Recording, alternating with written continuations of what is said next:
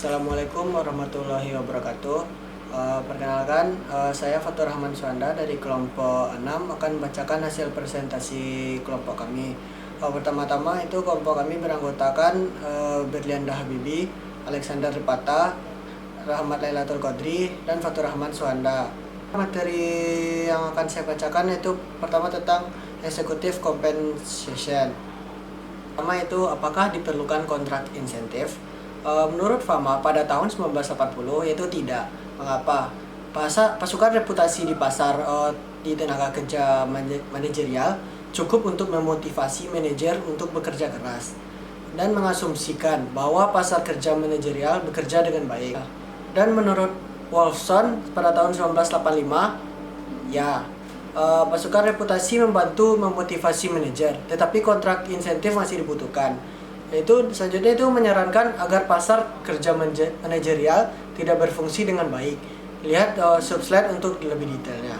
Selanjutnya itu rencana kompensasi RBC.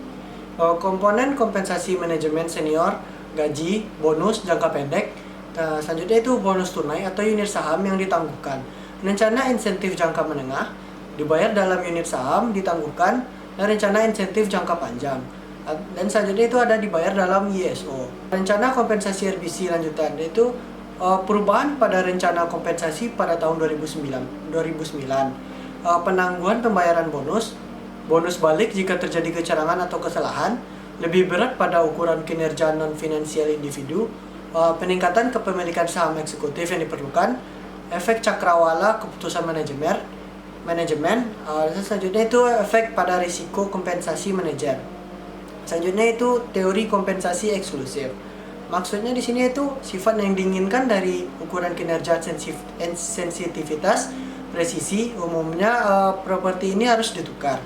Harga saham sensitivitasnya tinggi, namun presisinya rendah.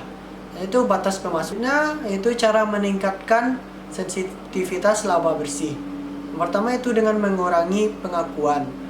Selanjutnya itu ada pendapatan bersih menunggu sampai banyak aspek upaya manajer terwujud. R&D, Research and Development, iklan, kewajiban hukum dan lingkungan. Jadi itu ada program belanja modal. Selanjutnya itu akuntansi nilai saat mengurangi laju pengakuan tetapi menurunkan presisi. Teori kompensasi eksekutif lanjutan itu bagaimana cara meningkatkan sensitivitas laba bersih. Itu pertama itu caranya dengan pengungkapan penuh. Lebih sulit bagi manajer untuk menyamarkan kelalaian oleh manajemen laba, namun memungkinkan komite kompensasi untuk lebih mengevaluasi persistensi pendapatan. Selanjutnya itu kesesuaian ukuran kinerja. Jika ukuran kinerja, misalnya laba bersih, sesuai dengan hasil bauran upaya jangka pendek dan jangka panjang, tidak masalah bagi perusahaan atau investor. Setiap jenis usaha sama efektifnya dalam menghasilkan imbalan. Jika pendapatan bersih tidak sesuai dengan hasil atau lebih mungkin, bauran usaha akan terjadi masalah. Selanjutnya itu pemilik perusahaan dapat mengontrol campuran upaya manajer. Misalnya, panjangnya cakrawala keputusan manajemen melalui proporsi laba bersih dan bagian kompensasi berbasis harga. Peran risiko dalam kompensasi eksekutif. Risiko kompensasi terlalu sedikit, misalnya mengurangi insentif usaha. Risiko kompensasi terlalu banyak, manajer menghindari proyek berisiko. Lindung nilai berlebihan. Sasarannya itu adalah mengendalikan risiko kompensasi, bukan menghilangkannya. Risiko dalam kompensasi eksekutif itu mengontrol risiko kompensasi. Evaluasi kinerja relatif baik dalam teori, tetapi sulit ditemukan dalam praktek. Dapat bergantung pada ukuran perusahaan. Banyak rencana kompensasi seperti mengontrol risiko penurunan, batas atas rencana kompensasi, kontrol risiko terbalik. Dewan dan komite kompensasi berperan dalam mengendalikan kompensasi risiko. Lanjutan dari teori kompensasi eksekutif yaitu penelitian kompensasi empiris. Penelitiannya itu menunjukkan kontrak yang efisien. Selanjutnya ada Lambert dan Lerker pada tahun 1987.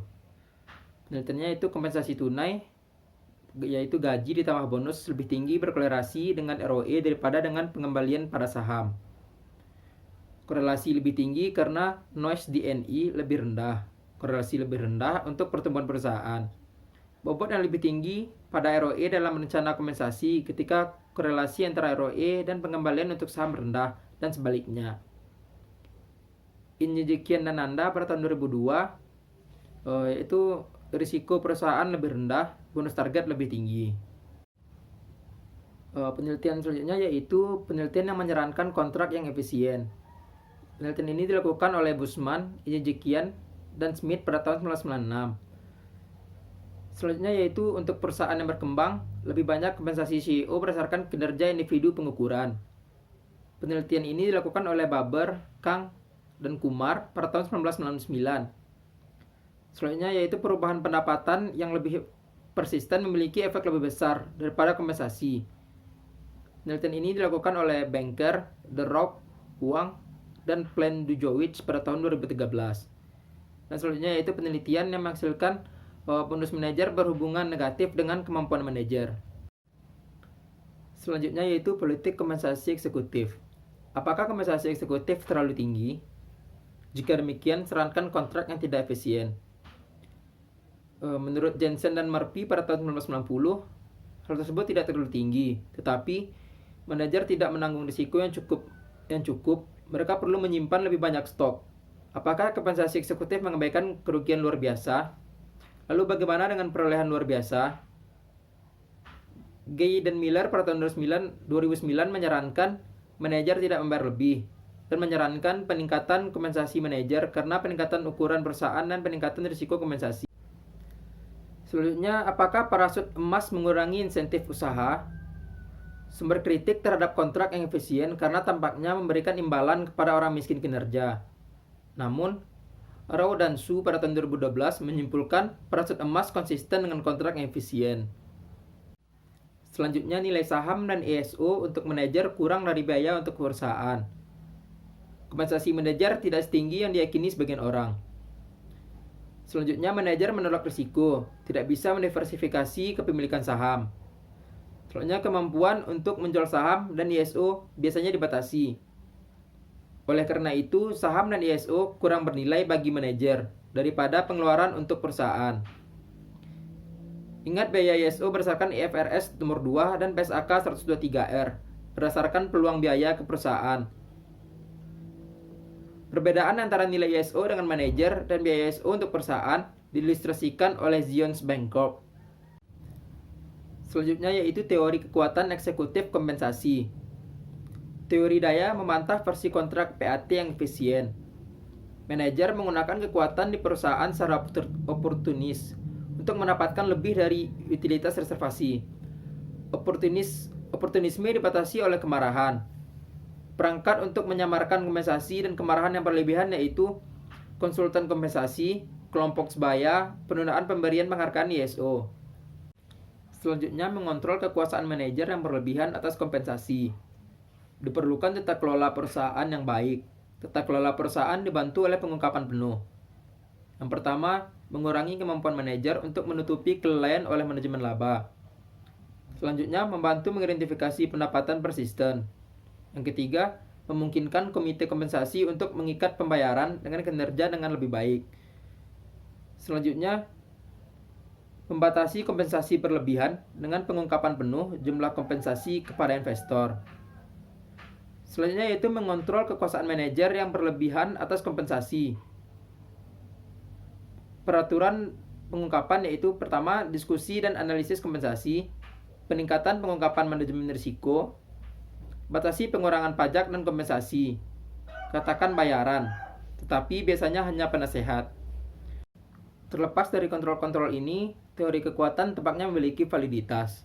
Dan menurut Brown dan Lee tahun 2010, hubungan negatif antara kelebihan pemberian kompensasi berbasis ekuitas kepada manajer dan perusahaan kualitas tata kelola. Pemotongan yang lebih besar dalam kelebihan manajer berbasis ekuitas post kompensasi Enron untuk perusahaan dengan perusahaan yang lemah pemerintahan sebelum Enron. Selanjutnya, terlepas dari kontrol-kontrol ini, teori kekuatan tampaknya memiliki validitas.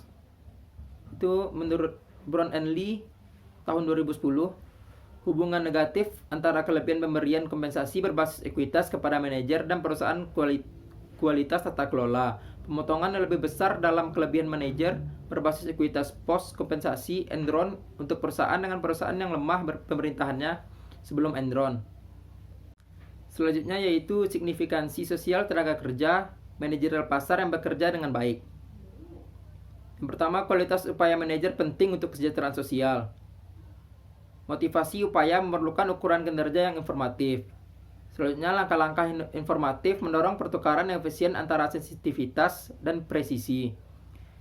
Selanjutnya, pengungkapan penuh meningkatkan keinformatifan ukuran kinerja.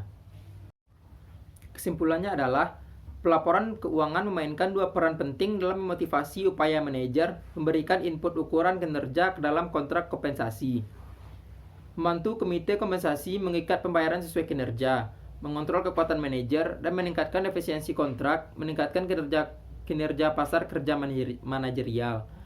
Pengungkapan penuh membantu pasar kerja mengevaluasi kinerja dan pembentukan manajer reputasi. Peran pelaporan keuangan dalam memotivasi kinerja manajer dan meningkatkan kinerja pasar kerja manajerial secara setara penting untuk kesejahteraan sosial sebagai peningkatan operasi modal pasar. Selanjutnya kita akan masuk ke bab 11 maksudnya, yaitu tentang earning management.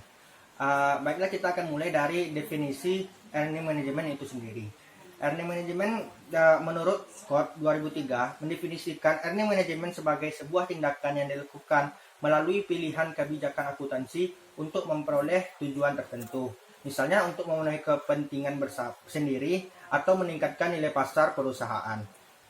Berdasarkan definisi di atas, dapat disimpulkan bahwa earning management merupakan suatu tindakan manajemen yang dapat berupa campur tangan dalam proses penyusunan laporan keuangan dalam maksud untuk meningkatkan kesejahteraannya secara personel maupun untuk meningkatkan nilai perusahaan.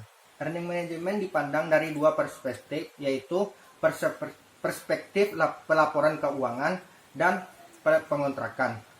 Maksud dari perspektif dari pelaporan keuangan itu sendiri yaitu untuk mencapai ramalan laba analisis, menciptakan aliran laba yang smooth atau lancar dan bertumbuh secara waktu tertentu. Yang kedua, pengontrakan yaitu untuk memproteksi dari konsekuensi atas peristiwa tak diharapkan ketika kontrak sulit dipenuhi dan tak sempurna. Manajemen yang terlalu banyak dapat menurunkan kemampuan investor menginvestasikan laba neto sekarang, terutama jika earning management tersembunyi dalam laba inti atau sebaliknya tidak diungkapkan secara penuh. Memahami earning management dapat meningkatkan pemahaman tentang kemanfaatan laba bersih, baik untuk pelaporan kepada investor maupun untuk pengontrakan. Pada hakikatnya, praktik manajemen laba menyebabkan reliabilitas dari laba tereduksi. Karena di dalam manajemen laba terdapat pembiasaan pengukuran laba sehingga pelaporan laba menjadi tidak seperti yang seharusnya dilaporkan. Selanjutnya kita akan masuk dasar pemahaman dalam earning management atau manajemen laba. 3 hipotesis positif accounting teori yang dapat dijadikan dasar pemahaman tindakan manajemen laba yang dirumuskan oleh Watts dan Zimmerman dalam Scott 2009 ialah yang pertama yaitu the bonus plan hypothesis. Para manajer yang bekerja pada perusahaan yang menerapkan rencana bonus akan berusaha mengatur laba yang dilaporkannya dengan tujuan dapat memaksimalkan jumlah bonus yang akan diterimanya. Manajer perusahaan akan lebih memilih metode akuntansi yang dapat menggeser laba yang di masa depan ke masa sekarang sehingga dapat menaikkan laba saat ini. Hal ini dikarenakan manajer lebih menyukai pemberian upah yang lebih tinggi untuk masa kini. Hipotesis yang kedua yaitu the debt to equity. Hipotesis ini menyatakan bahwa semakin dekat suatu perusahaan pada waktu pelanggaran penjanjian utang, maka para manajer akan cenderung untuk memilih metode akuntansi yang dapat memindahkan laba periode mendatang ke periode berjalan dengan harapan dapat mengurangi kemungkinan perusahaan mengalami pelanggaran kontrak utang. Selanjutnya yaitu hipotesis yang ketiga, yaitu the political cost hypothesis. Hipotesis ini menyatakan bahwa perusahaan-perusahaan yang dengan skala yang besar dan industri strategis cenderung untuk menurunkan laba guna mengurangi tingkat visibilitasnya, terutama saat periode kemakmuran yang tinggi.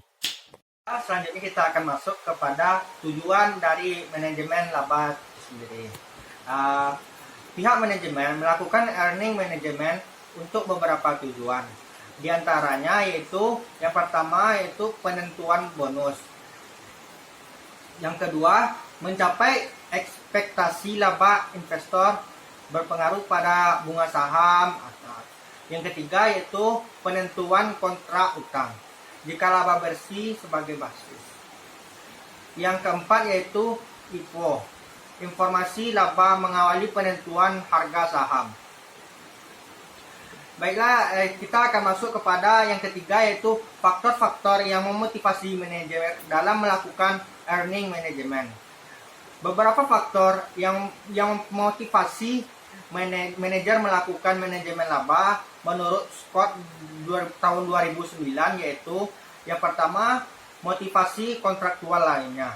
Manajemen laba adalah contoh dari motivasi kontraktual di mana insentif untuk manajemen laba timbul dari karakteristik skema bonus yang merupakan kontrak antara perusahaan dengan manajernya yang menetapkan basis kompensasi manajerial. Yang kedua, motivasinya yaitu motivasi kontrak. Manajemen laba dengan tujuan memenuhi perjanjian utang timbul dari kontrak utang jangka panjang. Perjanjian utang bertujuan melindungi peminjam terhadap tindakan manajer. Pelanggaran terhadap konveren mengakibatkan kos yang tinggi terhadap perusahaan. Oleh karena itu, manajer perusahaan untuk menghindarkan terjadinya pelanggaran terhadap konvenen. Yang ketiga, motivasi manajer yaitu motivasi politik. Perusahaan besar yang beraktivitasnya berhubungan dengan publik atau perusahaan yang bergerak dalam industri strategis seperti minyak dan gas akan sangat mudah untuk diawasi, sehingga perusahaan ini cenderung untuk mengelola labanya. Motivasi dari manajemen yaitu yang keempat yaitu motivasi perpajakan. Motivasi penghematan pajak menjadi motivasi manajemen laba yang paling nyata. Penelitian Madeo pada tahun 1997 membuktikan bahwa penghematan pajak menjadi insentif bagi manajer untuk mempercepat pengakuan biaya dan menunda pengakuan pendapatan, sehingga pajak yang dikeluarkan akan menjadi lebih kecil. Yang kelima yaitu pergantian CEO. Manajemen laba juga terjadi di sekitar waktu pergantian CEO. Hipotesis program bonus memprediksi bahwa ketika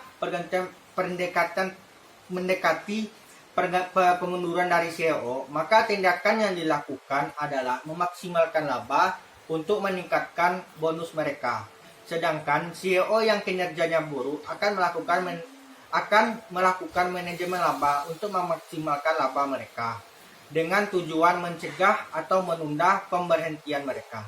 Keenam yaitu penawaran saham perdana. Nampaknya informasi akuntansi keuangan yang dimasukkan dalam prospektus bermanfaat sebagai sumber informasi. Terdapat kemungkinan bahwa manajer perusahaan go public akan mengelola prospektusnya dengan harapan dapat menaikkan harga saham. Baiklah, sekian presentasi dari saya, Muhammad Abdul Qadri.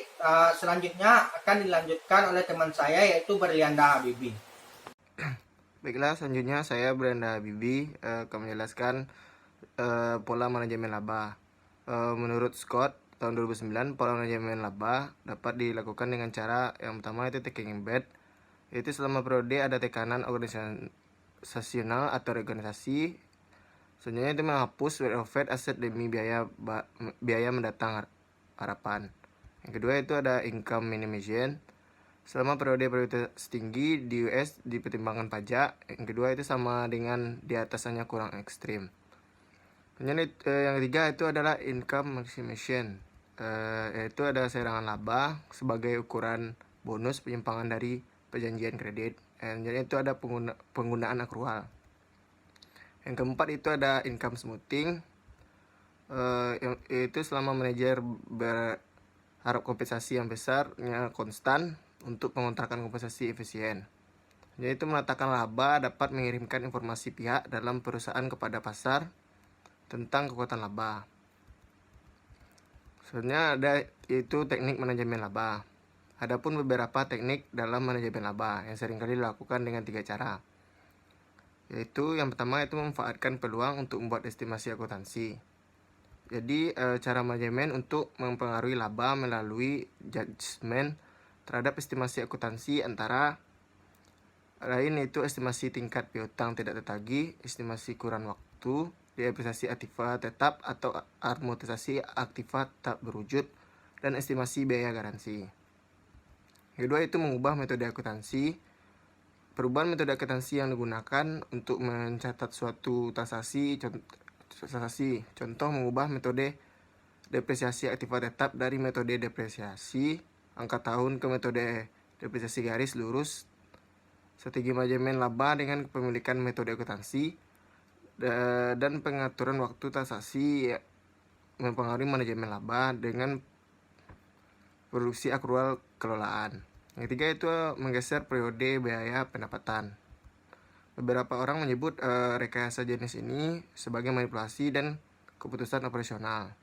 Contoh rekayasa periode biaya atau pendapatan terakhir itu mencepat atau menunda pengeluaran untuk penelitian sampai periode akuntansi berikutnya. Mempercepat atau menunda pengeluaran promosi sampai periode akuntansi berikutnya. Kerjasama dengan vendor untuk mempercepat atau menunda pengiriman tagihan sampai periode akuntansi berikutnya. Mempercepat atau menunda pengiriman produk ke pelanggan. Menjual investasi sekuritas untuk mengurangi tingkat laba. Mengatur saat penjualan aktiva tetap yang sudah tidak dipakai. Yang terakhir itu adanya sisi baik earning management. Alasan lain untuk perkembangan manajemen laba adalah bahwa ada baik sisi untuk itu seperti disebutkan.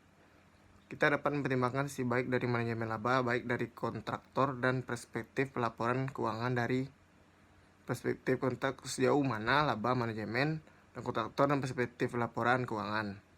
Dari perspektif kontrak, sejauh mana laba manajemen bisa baik berhubungan kontrak yang efisien versus opportunistik bentuk teori akuntansi positif. Berdasarkan kontrak yang efisien, maka diinginkan untuk memberikan manajer beberapa kemampuan untuk mengelola pendapatan di dalam menghadapi kontrak lengkap dan kaku. Selanjutnya itu sisi buruk earning management. Yang antara lain, yang pertama itu menurut Haley tahun 1999, manajemen laba mengaburkan informasi kinerja ekonomis perusahaan karena ada kondisi di mana manajer perusahaan memiliki akses informasi secara langsung, sementara sebagian stakeholder tidak.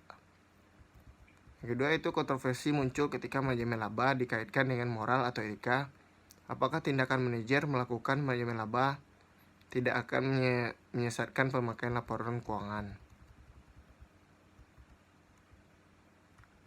Sekian, terima kasih.